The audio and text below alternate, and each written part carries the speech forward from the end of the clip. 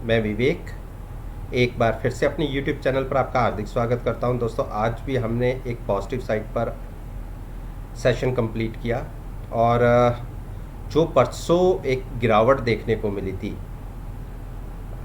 Monday के session Tuesday के session में, कल के दिन में, उसमें कुछ हद तक कमी देखी गई और ये कह सकते हैं कि जो गिरावट कल के दिन में दिखी थी तकरीबन हमने उसको कंप्लीट कर दिया। अब कल वीकली एक्सपायरी भी है निफ्टी और बैंक निफ्टी की, और एक्सपायरी वाले दिन निफ्टी के अंदर अच्छी बड़ी मूवमेंट देखी भी जाती है। और जिन स्टॉक्स के ऊपर मैं अपना ओपिनियन आपके साथ शेयर कर रहा हूँ, ये निफ्टी इंडेक्स के अंदर के ही शेयर्स हैं जो अच्छी वेटेज रखते हैं। तो चलिए अल्ट्राटेक सीमेंट की बात करते हैं। जैसा कि मैंने इसमें आपसे पहले भी डिस्कस किया हुआ है कि 6100 की पुट बाय करके पहले हमने 6400 के आसपास अपना प्रॉफिट बुक किया था। उसके बाद हमने वेट एंड वॉच की स्ट्रेटजी रखी और डिप पर बाइंग करने की सलाह दी थी। देखिए, गिरावट दिखी जरूर थी यहाँ पर, लेकिन किसी ने बाय किया नहीं किया वो एक सेकेंडरी इशू है। लेकिन मैंने साथ में एक चीज़ बोली थी कि अगर 6500 या 6475 के ऊपर हमें क्लोजिंग मिलती है तो हम फिर फर्दर आगे लॉन्ग जाएंगे, अदरवाइज वेट एंड वॉच की स्ट्रेटजी रखेंगे, डिप पर बाइंग करेंगे। डिप पर बाइंग का मतलब 6200 के आसपास या 615 के आसपास। तो अब आज के दिन में इसके अंदर एक 100 पॉइंट्स की मूव देखी या नियर अबाउट 100 पॉइंट्स, लेकिन जो 20 डेज मूविंग एवरेज है, वॉल्यूम वेटेज मूविंग एवरेज है, उसके ऊपर क्लोजिंग नहीं मिली। उसको छुआ हमने लेकिन क्लोजिंग उसके ऊपर नहीं मिली। और अगर कल के दिन में हम 6450 इसके ऊपर ट्रेडिंग करते हैं और हाफ एन आवर कम से कम देख लीजिए, अगर कंटिन्यूस आज की क्लोजिंग जो रही है 6425 के आसपास की, उसके ऊपर बने रहते हैं तो आप देखिए एक मूव आपको ऊपर तक 6550 तक की देखने को मिल सकती है, यानी 100 पॉइंट्स इजीली देखने को मिल जाएंगे। तो अगर जब आप लॉन्ग में जाएंगे तो नेकेड पोजीशन लॉन्ग साइड पर मत ले जाइएगा, अपनी at the money put buy कीजिएगा 6450 के आसपास की, और फ्यूचर्स को लॉन्ग कीजिएगा जिसमें हमें अपसाइड जितनी बड़ी मूव मिल जाएगी वो हमारा एक्स्ट्रा प्रॉफिट होगा।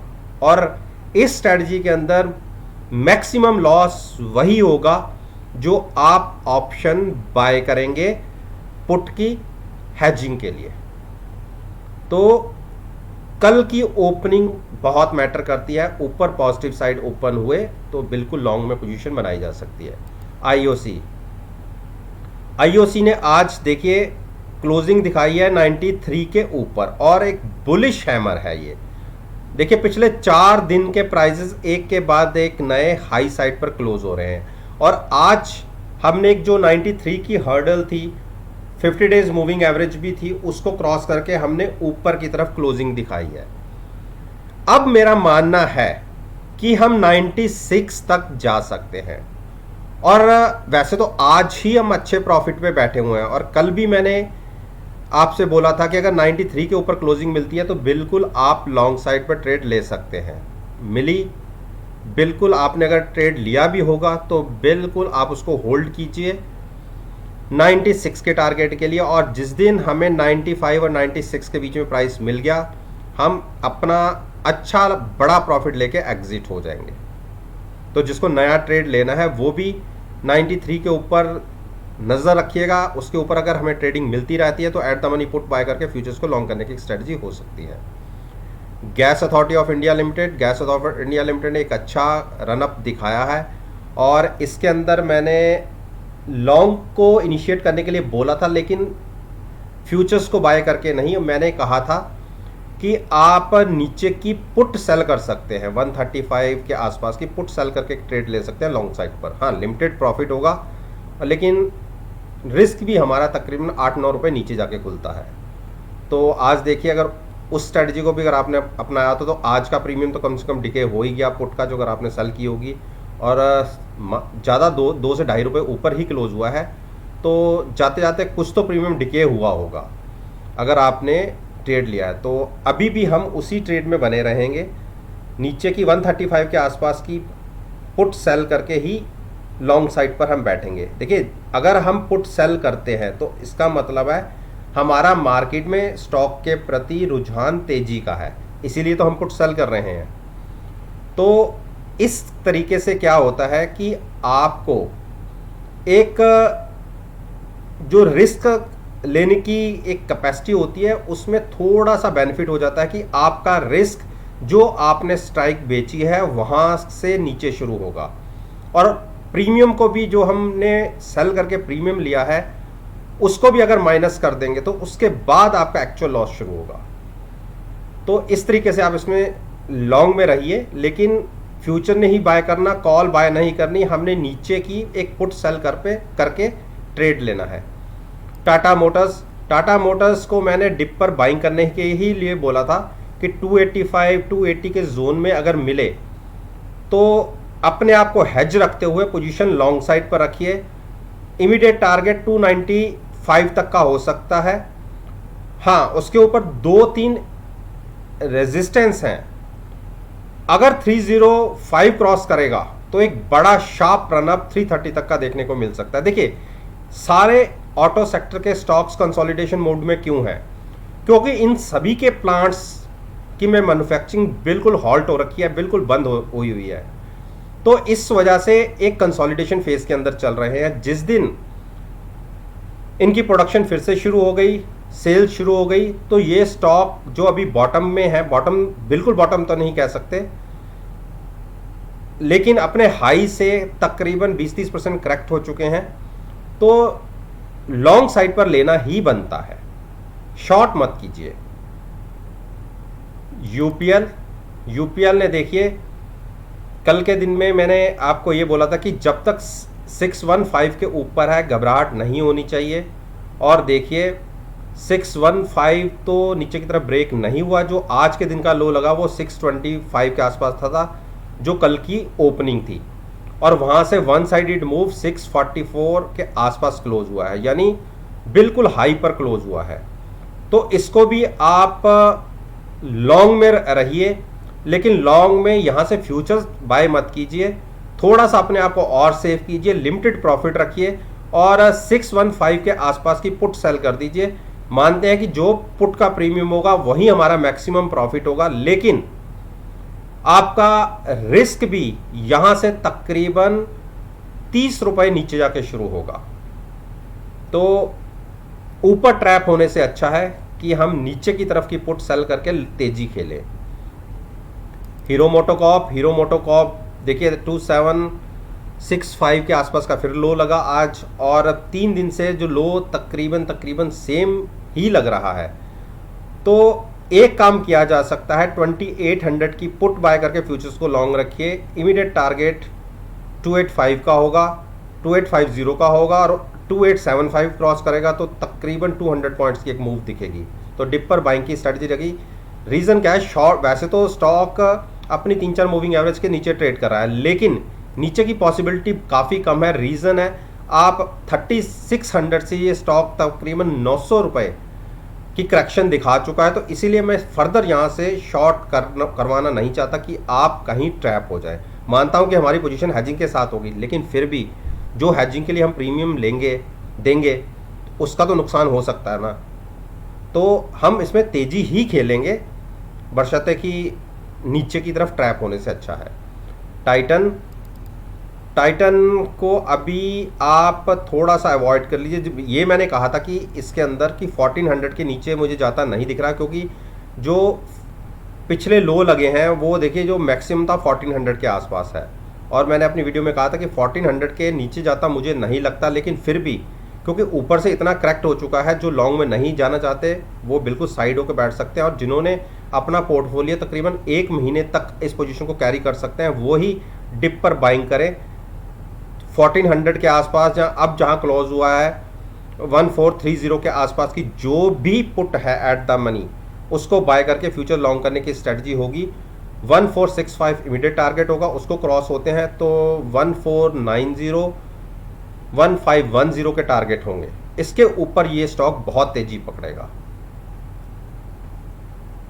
टीसीएस ने देखिए एक बड़ी गिरावट दिखाई थी पिछले दिनों, हाई से देखिए 3350 से इस स्टॉक ने जो एक गिरावट दिखाई तकरीबन 3000 तक की, 350 पॉइंट्स की एक जो बड़ी गिरावट थी। और जो मैं अपनी तमाम वीडियोस में बोलता हूं कि जब तेज़ी आती है वहाँ से हाई से 50% और जहाँ से गिरावट आती है वहाँ से जब स्टॉक पलटता है तो वहाँ से 50% तक की एक आप कवरिंग, शॉर्ट कवरिंग मान लीजिए, जिस तरीके से भी वो देखने को मिलती है। अब यहाँ से अगर हम माने 3350 से और जो लो माने 3000 के आसपास का, यानी 350 में से अगर 150 पॉइंट्स की एक मूव देखें तो नीचे के लो से दिख सकती है, तो यानी 3175 तक की एक मूव आपको दिख सकती है।